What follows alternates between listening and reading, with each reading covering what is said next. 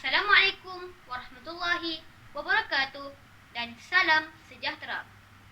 Tiba giliran kami Sekolah Kebangsaan Pinang Tunggal untuk membentangkan hasil penyelidikan atau Research Based Learning yang bertajuk Nutrien Kesihatan. Saya Adam Putra bin Yuzli dan saya Nur Bahiyah binti Fakhrul Razi. Kami berdua akan membentangkan hasil kajian ini. Ini adalah template penyelidikan kami. Maklumat kajian dan penyelidikan. Mata pelajaran Pendidikan Jasmani dan Kesihatan tahun 5. Idea keseluruhan, Nutrien Kesihatan. Idea utama, amalan pemakanan sihat dan selamat. Idea kecil, Nutri. Fokus kajian, objektif. Yang pertama, menyatakan kepentingan pengambilan nutrien daripada pelbagai jenis makanan. Yang kedua, menjelaskan kepentingan membaca maklumat nutrien pada label makanan. Yang ketiga, menganalisis maklumat nutrien yang terdapat pada label makanan. Soalan kajian pertama.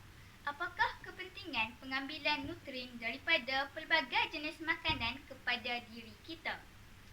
Yang pertama, membekalkan zat dan nutrien yang cukup. Yang kedua, meningkatkan imuniti badan dan mengurangkan risiko untuk menghadapi penyakit yang kronik.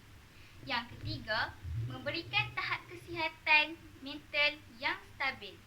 Yang keempat, meningkatkan kecantikan rupa paras. Yang kelima, mampu mengawal kadar obesiti. Yang keenam, membantu pembesaran fizikal yang lebih sempurna. Yang ketujuh, mendapatkan tenaga yang mencukupi untuk menjalankan tugasan seharian. Soalan kajian kedua. Jelaskan kepentingan membaca maklumat nutrien yang terdapat pada label makanan. Membaca label sebelum membeli sesuatu produk penting supaya pengguna dapat membuat pembelian dengan bijak. Kebiasaannya, masih ramai yang hanya memeriksa tarikh luput tanpa memeriksa kandungan sesuatu produk yang dibeli.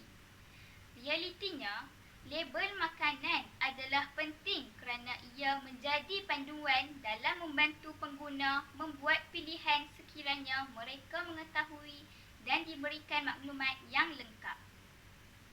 Pada label juga tertera senarai ramuan, maklumat pemakanan, maklumat penghilangan atau pengimport atau empunya jenama, negara penghasil, berat atau isi padu, tarikh luput, pernyataan bahan aditif dan sebagainya. Soalan kajian ketiga. Mengapakah kita perlu menganalisis maklumat nutrien yang terdapat pada label makanan?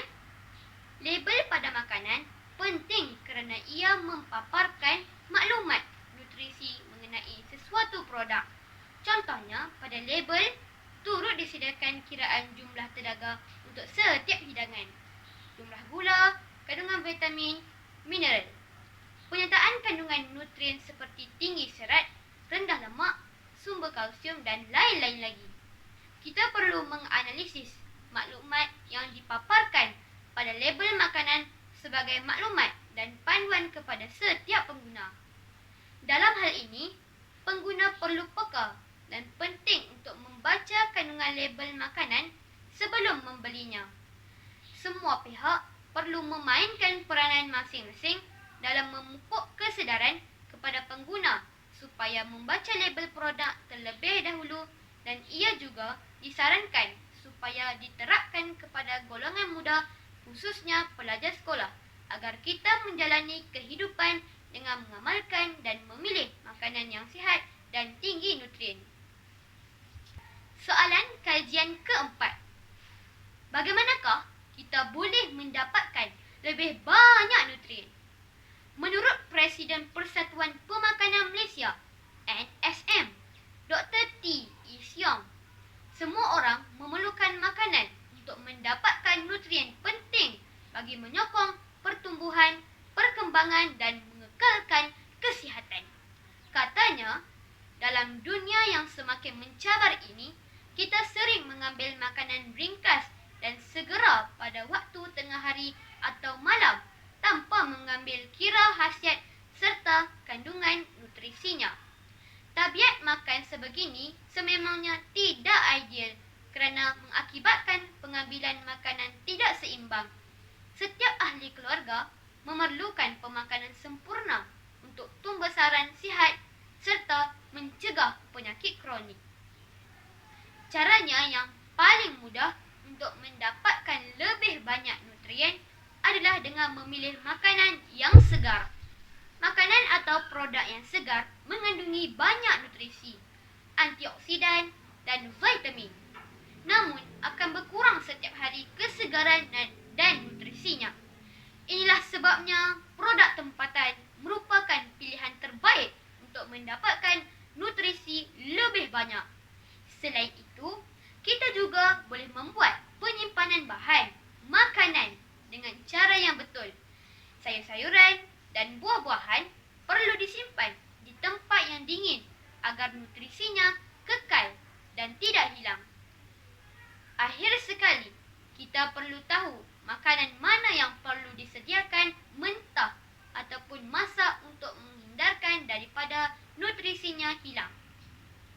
Rumusannya, pengambilan makanan yang seimbang mengikut nutrisi yang ditetapkan akan menghasilkan tubuh badan yang sihat dan cergas. Nutrien yang diperolehi daripada makanan tertentu boleh menghindarkan penyakit dan meningkatkan kualiti kesihatan tubuh. Inilah sumber rujukan kumpulan kami. Sekian, terima kasih.